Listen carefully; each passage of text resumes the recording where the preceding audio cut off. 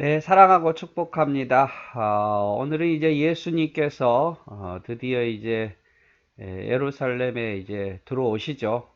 아마 예수님께서 이번에 예루살렘에 들어오신 그것이 마지막 예루살렘 방문이었을 겁니다. 왜냐하면 예수님께서 이제 예루살렘에서 유대 지역에서 쭉 복음을 전하다가 아래 지방에 내려와서 유대 지역에서 복음을 전하다가 결국에서 붙잡혀서 이제 십자가에 못 박혀 죽음을 당하잖아요.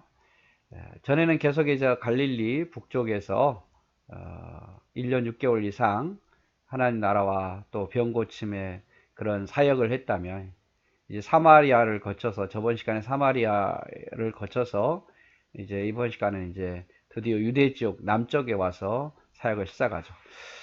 남쪽에 와서 사역을 시작하니까 이제 예수님께서 남쪽 유다로 왔다. 이런 소문이 쫙 퍼진 거죠. 그래서 그 소문을 듣고 이제 예수님을 어떻게든지 고발하려고 죄를 찾으려고 노력하는 바리새인들과 사두개인들의 이야기를 볼 수 있습니다. 오늘 이제 음행한 여인에 대한 이야기인데요. 이 이야기는 요한복음에 기록되어 있어요. 7장 53절에서 8장 11절에 기록이 되어 있습니다. 이제 그 서기관들과 바리새인들, 서기관들과 바리새인들. 이 서기관은 누구를 이야기하냐면 그러니까 하나님의 말씀을 필사하는 사람들입니다. 필사하는 사람들. 지금은 뭐 인쇄로 찍지만 그 당시에는 말씀을 필사하는 사람들이 있을 거 아니에요. 그 서기관들과 그 바리새인들이 현장에서 가늠하다 붙잡힌 여인을 데려왔습니다. 뭐 듣는 분들이 다 대부분 다 성인이니까 여러분 현장에서 남자와 이렇게 다른 남자와 정상적인 어떤 게 아니라 가늠하다가 몰래 가늠하다가 그 현장에서 붙잡힌 거예요. 그 여인을 이 서기관들과 바리새인들을 붙잡아 오지요. 아마 일부러 붙잡아 왔을 거예요. 엿보고 있다가 이 붙잡아 예수님 앞에 데려가리라 이렇게 말을 생각하고 붙잡아 왔을 겁니다. 그러면서 이제 이 사람들이 바리새인들과 서기관들이 예수님께 이 현장에서 가늠한 여인을 붙잡아서 예수님, 모세 율법에는 이런 여자들은 돌로 치라고 명하였습니다. 그러면 당신은 어떻게 말하겠나이까? 이런 질문을 하는 거예요. 모세 율법에는 이렇게 다른 남자와 가늠하다가 붙잡힌 이 여인을 돌로 쳐서 죽이라고 명했는데 당신은 어떻게 생각하냐 그 말. 당신은 이 사람을 돌로 쳐서 그러니까 한 여인을 딱 모아놓고 가늠하다 붙잡힌 그 사람을 모아놓고 사람들이 막 돌팔매질 하거든요. 그래서 그 사람을 죽이는 거예요. 본보기로 삼는 거죠. 근데 예수님은 어떻게 생각하느냐 그 말이에요. 그래서 이 사람들이 이렇게 이야기한 이유가 뭡니까? 예수님을 시험하여 죄를 찾으려고 그러는 거예요. 예수님을 시험하여서. 예를 들어서 예수님께서 답으로 돌로 치지 말라 이렇게 말하면 뭐가 걸려요? 모세 율법을 어기는 거예요. 모세는 분명히 율법에 이런 여자들은 돌로 쳐서 죽이라고 그랬는데 예수님 돌로 치지 말라 그러면 모세 율법을 어기는 거다. 이 사람 모세 율법을 어기는 거다 라고 막 소문을 내가지고 그가 선지자가 아니다 가짜다 이렇게 몰아붙이겠죠. 그런데 또 반대로 이제 돌로 치라 라고 말하면 무슨 일이 벌어지겠습니까? 예수님께서는 사랑을 계속 그렇게 강조했는데 이런 여인을 용서하지 않고 돌로 치라고 말하네. 그러면서 백성들이 예수님의 인기가 한참 올랐는데 백성들이 어떻게 해서 예수님을 떠나겠죠. 그래서 돌로 치라고 해도 문제고 돌로 치지 말라 해도 문제가 되는 거예요. 이것을 바리새인들과 서기관들이 잘 알고 있고 꼼짝 어떻게도 대답할 수 없는 그 여인을 데리고 와서 예수님 앞에 이런 질문을 하는 거죠. 당신은 어떻게 생각하느냐. 그러면서 이제 돌로 쳐서 죽일 준비를 하는 거예요. 자, 예수님은 어떻게 해결하셨을까요? 돌로 치라고 하셨을까요? 돌로 치지 말라고 하셨을까요? 돌로 치라 해도 문제고 돌로 치지 말라 해도 문제인데 어떻게 하셨을까? 예수님께서는요, 그 바리새인들과 서기관들이 보는 앞에서 땅바닥에 글씨를 쓰십니다. 네, 글씨를 쓰세요. 자, 예수님께서 갑자기 아무 말씀 안 하시고 땅에 엎드려서 이렇게 손가락으로 글을 쓰는데 그 사람들이 다 예수님 쓴 글을 보았겠죠. 예수님 쓴 글을 보았을 거예요. 한 사람씩 한 사람씩 와서 봤는데 뭐라고 쓰여져 있었느냐. 예수님께서 몸을 굽히사 손가락으로 땅에 쓰셨는데 뭐라고 쓰셨냐면 너희 중에 죄 없는 자가 먼저 돌로 치라 이렇게 써 있어요. 너희 중에 죄 없는 자가 먼저 돌로 치라. 자, 바리새인들과 서기관들이 그것을 보는 순간 어떤 생각이 들었겠어요? 너희 중에 죄가 없는 자가 먼저 돌로 치라.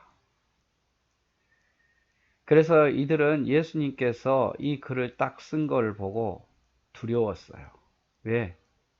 예수님은 그들의 은밀한 죄를 다 알고 계셨기 때문에요. 혹이라도 그들의 은밀한 죄를 밝힐까봐 두려웠던 거예요. 모르겠어요. 예수님께서 또 다른 글을 쓰셨는지 모르겠죠. 사람들이 보니까 그 사람만 알고 있는 죄를 거기다 또 쓰셨는지는 모르겠어요. 아무튼 죄 없는 자가 먼저 돌로 치라 라고 말하니까 딱 걸리는 거예요. 자기도 죄 지은 게 자기만 알고 있는 죄가 있거든요. 아무도 모르는 자기만 알고 있는 죄. 예수님은 그것을 거기다 기록하고 그것을 밝힐까봐 두려운 거예요. 그래서 한 사람씩 둘 사람씩 들었던 돌을 내려놓고 떠났어요. 그러니까 다 뭔가 마음에 이 죄가 있었던 거죠. 다 밝힐 수 없는 죄가 있었던 거예요. 너는 어떤 맨날 몇 시에 누구하고 간음했지? 너는 누구 거 뭐 훔쳤지? 넌 누구를 죽였지? 이걸 다 밝혀질까 봐 두려워서 돌로 치려 있던 이 모든 사람들이 돌을 하나씩 둘씩 내려놓고 돌아가더라고 말이에요. 돌아가더라. 다 돌아간 것을 보고 이제 예수님께서 이 여인에게 묻죠. 너를 돌로 치려 하던 자가 어디 있느냐? 이 여인이 다 돌을 내려놓고 돌아갔습니다. 이렇게 말할 때 예수님께서 이 여인에게 다시는 죄를 범하지 말라 이렇게 말씀하세요. 다시는 죄를 범하지 말라. 여러분 이 여인의 죄가 없는 게 아니에요. 네, 죄가 없는 게 아니에요. 다른 사람과 간음을 했기 때문에 분명히 죄예요. 그러나 예수님께서는 이 사람을 용서하시면서 부탁하셨죠. 다시는 죄를 범하지 말라고. 다시는 죄를 범하지 말라고. 이건 우리도 마찬가지입니다. 예수님께서 우리 죄를 용서하셨지요. 그렇죠? 용서하셨어요. 그래서 용서받은 우리도 용서할 수 있어야 돼요. 자, 이 여인은 마땅히 죄인이에요. 그러나 예수님께서 이 죄인을 용서하시잖아요. 우리도 용서받은 우리도 용서할 수 있어야 돼요. 그리고 또 하나 예수님께서 이 여인에게 당부한 게 뭡니까? 다시는 죄를 범하지 말라 그랬죠. 용서받은 우리는 어떻게 해야 돼요? 다시는 죄를 범하지 말아야 돼요. 죄를 안 지을 수는 없죠. 우리는 매일매일 죄를 많이 지으니까. 그러나 적어도 죄를 짓지 않으려고 노력하고 죄를 미워해야 돼요. 죄를 허용하면 안 된다 그 말이에요. 아 이게 죄다 이런 마음은 안 된다라고 생각이 들었을 때 그러지 않으려고 막 노력하고 발버둥 치고 그러지 않게 해서 회개하고 그러지 않게 해서 기도하고 사랑하게 해달라고 엎드리고 그런 노력이 필요한 거예요. 뭐 어쩔 수 없는 거지 그 사람이 나쁜 거야 라고 그 죄를 정당화해서는 안 된다 그 말이에요. 용서받은 우리는 다시는 죄를 범하려고 하지 않아야 돼요. 예수 그리스도의 은혜로 우리가 죄 가운데 의로운 자가 되었잖아요. 하나님 자녀가 되었으니까 자녀로서 이제 품위를 지켜야 되는 거죠. 거룩한 자로서 다시 죄 가운데 있어서는 안 되고요. 그것이 우리가 해야 할 일이라고 생각합니다. 자, 오늘 이야기는 그거예요. 현장에서 간음하다가 붙잡힌 여인을 바리새인들과 서기관들이 데려왔어요. 왜 데려왔을까요?